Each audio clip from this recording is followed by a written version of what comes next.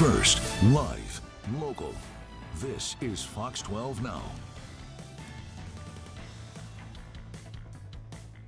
And welcome to Fox 12 Now. Thank you, everybody, for joining us here on this Monday. As usual, we are live streaming on Facebook, YouTube. We're on our apps. We're on our website, so lots of places to find this show. And just so you know, we are here every weekday at 1 p.m. Pacific, and we cover a lot of topics, including deeper dives on stories that we know matter to you, things that we cover in our news segments, but things like what Fox 12 Investigates reporter Adrian Thomas covers. And then we get to have Adrian on here to actually go deeper in and really explain the nuances of what we're talking about. I will say this, because we're live on social media, you can also comment. You know, you can let us know if you have questions for Adrian, if you have questions you want to ask about the topic, which you can see there below is what we're going to be covering.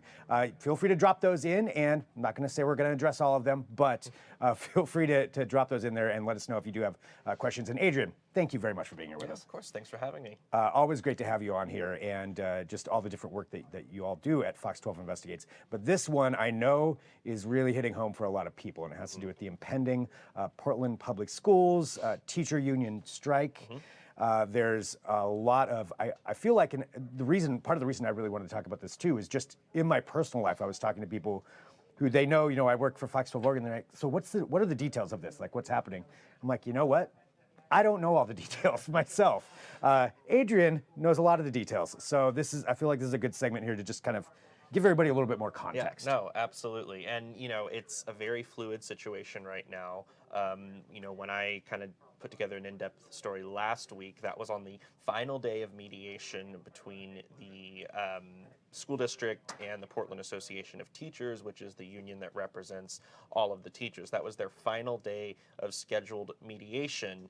And it was during the middle of the strike vote, which went from Monday to Thursday last week. And then on Friday, the district announced that they, the union rather, announced that, basically majority of the teachers voted in favor of a strike. So, what happens now is, they've formally given notice to the district of a strike, and that notice will last for 10 days until they actually, strike. The strike, will tentatively begin on November 1st if no agreement is reached, as far as the bargaining goes. So, yeah, we did a story last week on the last day of mediation, which nothing resulted, obviously, and they voted to authorize the strike. But, the story you're about to see, it kind of gives some context on both the district side and the teachers union side of, just about what both sides want and, how they're trying to come to an agreement. But still, there's no, we don't really know what's going to happen at this point. So. Yeah, but I think this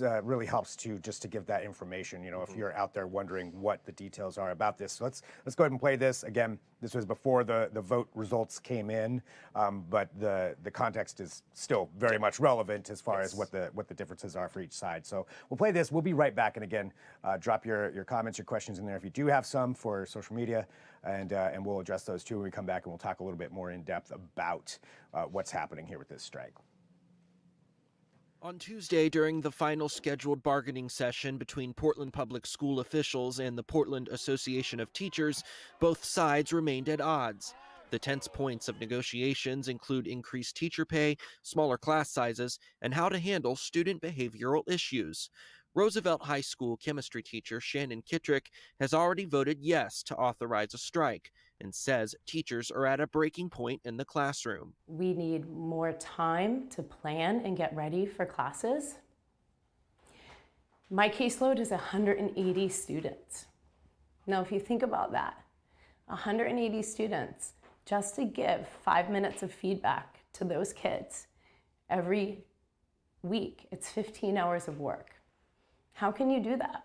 One of the top PPS officials leading contract negotiations says the agreements put in place in the most recent contract between the district and union compensate teachers for overloaded class sizes, and that trying to downsize classes too much could have consequences. We have not reached an agreement as of yet on class size, and part of the reasons is they're seeking class size caps. We're really opposed to the idea of, at the elementary level, forcing students out of their neighborhood school, and at the secondary level, not having students take either preferred electives or graduation requirements. Adams also claims class sizes are currently in a fairly good spot. We have the lowest class size among the large districts in the state, And additionally, right now, today, 75%, 3 out of 4 of all of our elementary classrooms have 25 students or fewer. A statement from the teachers union says negotiators on their end are standing firm until their demands are met, which reads in part, quote, when the district is ready to talk seriously about smaller class sizes,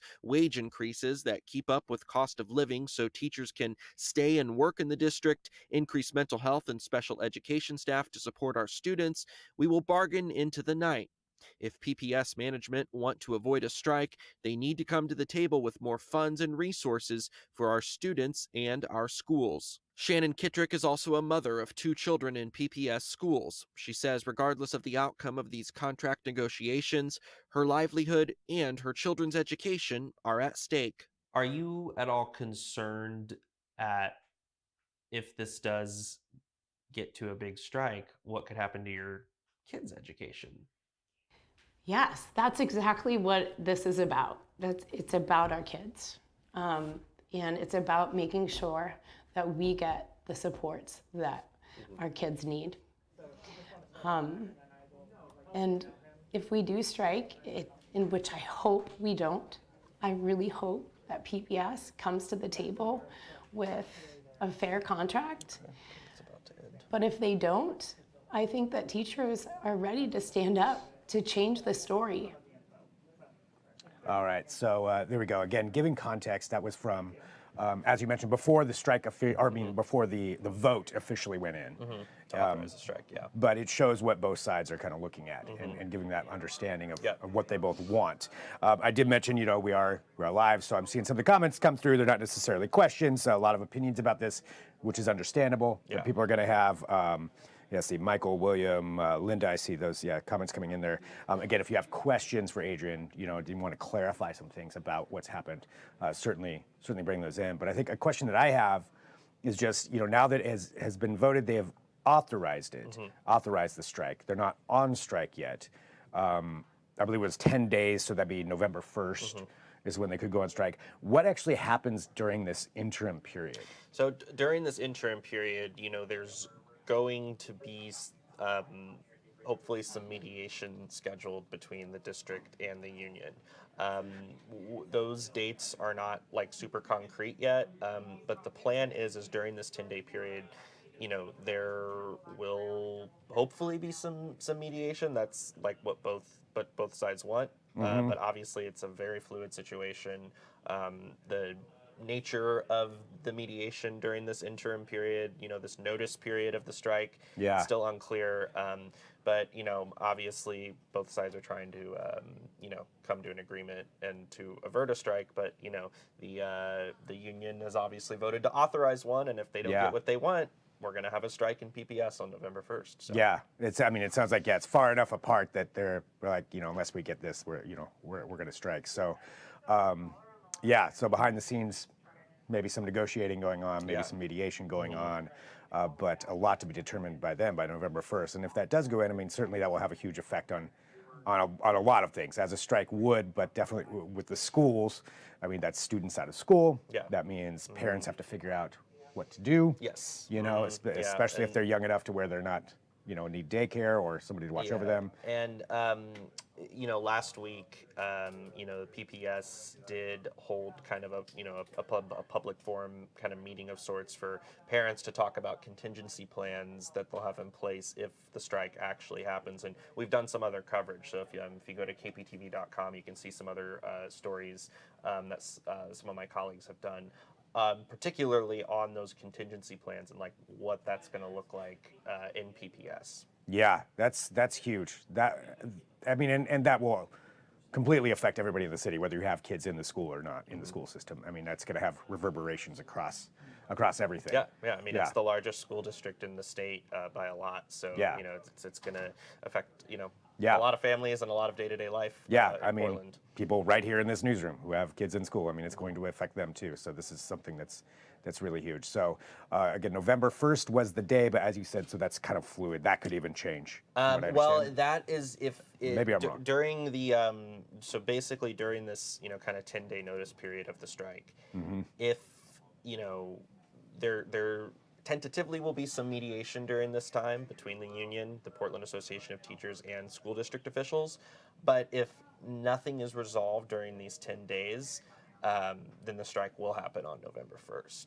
Okay. So it's, and obviously, both the union and the school district are, trying to put updates out regularly about any progress, Right. whatsoever. But, so, it's just something that, we'll obviously keep following closely. Yeah. So again, follow up there at kptv.com. So we'll have those details, and as Adrian mentioned, some other coverage just of, contingency plans and what to do should that go in. It's certainly something that we'll be covering here too on Fox 12 Now as well. And that's why, since we are live, I do want to hear your opinions. We want to see what you read in there.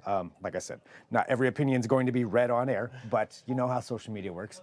But it is a very, it's a big issue for everyone, and there's certainly strong feelings on either side of that, and then down the middle, just reality of what's going to be going on. So let us know what that is, and if there's something that you would like to see covered on here, you can always send us an email to fox12now at kptv.com, and so fox12now at kptv.com, and I'll see if it's something that we can talk about, or get somebody like Adrian on who's doing all this deeper dive. Really, sometimes very tedious work to figure out the details on these things, and that's why we appreciate it very much. Well, and and especially with again, I mean, with any sort of labor relations negotiations with union, it's always such a fluid situation, and you really have to hear from both sides and get all of the details, and it can literally change by the minute sometimes, because that's just how these things work when large unions are trying to negotiate contracts. Yeah, I mean, a lot of people involved, and obviously very personal for everybody involved. I mean, there's not much more personal than livelihoods and money and everything that goes along with that. So we'll continue with that coverage and let you know what else we have. I do have some other updates here on the other unions. I know, Adrian, you probably have to get back to doing your work, so we'll let you go. But I was going to give just everybody a little bit more context on a couple of other strikes that are happening as well, because there are a lot of them. So, Adrian, thank you. All right. Yeah. Thanks, Greg. Unless you want to stay Appreciate it. for it, but I won't make you do Believe that. me, covering one potential strike and contract negotiations with the union, that is just one. There's so much to cover. It's a big topic nationwide, really. It is.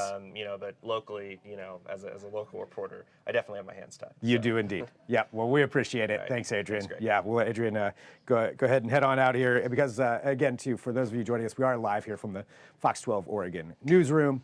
So this is, where it's happening. This is where this is the actual newsroom behind me, and there's people all over the place working on all the breaking stories and coverage that we do here for KPTV.com. So appreciate Adrian, and let's take a look here at some other reports that have come through here.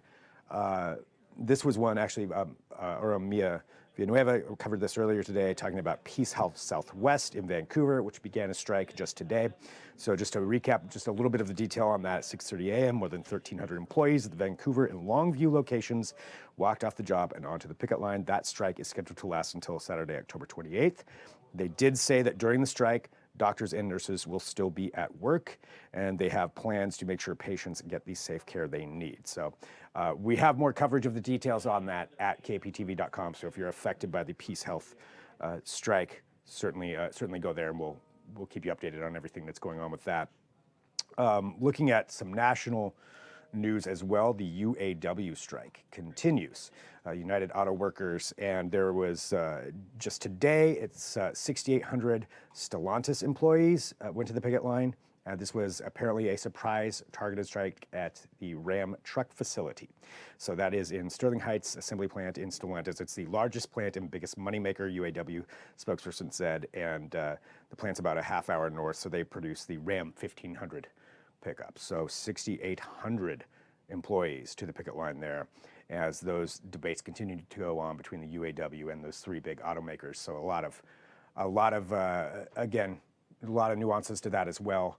A lot of negotiations going on, but still nothing happening there. And you also have, so that's about 41,000 workers on strike total for those, against those three automakers. You still have the strike with the actors union. You still have the strike going on associated with Kaiser and negotiations there. So many different things happening when it comes to unions and employers. And that's going to continue to be a topic of debate and a topic that we'll be covering here for Fox 12 Now and for KPTV for Fox 12 Oregon, kptv.com. To recap, though, for the Portland Public Schools side of things, just if you're just joining, I would suggest rewinding this segment. You'll catch up with a lot more of the details on that. But the Portland Public Schools Teachers Union voted to authorize a strike, and that was last week, and that strike would go into effect November 1st, should it be carried through to that. So they let the district know, and we expect that there are mediations and negotiations possibly going on, fluid situation. So a lot happening there, possibly could be avoided, but if it does go through, ramifications for everybody, certainly within the city of Portland and even beyond, whether you have kids or not. Whether you have students in the school, whether you work for the school district, this will be a very, very big thing. So we will keep you up to date on all the information that we have on that and let you know what's going on there. So if you're watching live, here's what's going to happen. We're actually going to sign off just for right now for about 10 minutes or so. We're going to be right back. So if you're watching on this, I think you'll be interested in our next topic. So at 1:30 p.m., we have John Horvick from DHM Research, who will be joining us to talk about a poll. We've had him on many times. They do really amazing work just polling and gathering data and gathering opinions of Oregonians and what they think on certain topics. This one was done, again, across generations, across demographics, across where people live. All of those factors are taken in, but it has to do with a lot of it on opinions regarding Gen Z in the workplace. So certainly there are going to be, I'm sure, some comments and opinions on that as well. And we will give you the details on what the results were of that and how that worked out. So we've got that coming up. We're also going to be speaking about the, if you've seen the story, about the Alaska Airlines flight where a pilot who was in the jump seat attempted to take down a plane. Go to our website, kptv.com, take a look at that if you've not heard about that. We're going to get into further detail about that. We've got an airline security expert who's going to be joining us to give us the idea of what could happen during that, what maybe happened, how that plays out. All that's coming up on the show. So I just have to take a quick break. We'll be right back. So whatever you're watching, join us right back here, and we'll be able to cover all of those topics. So thanks for joining in. I'm Greg Nibbler. This is Fox 12 Now.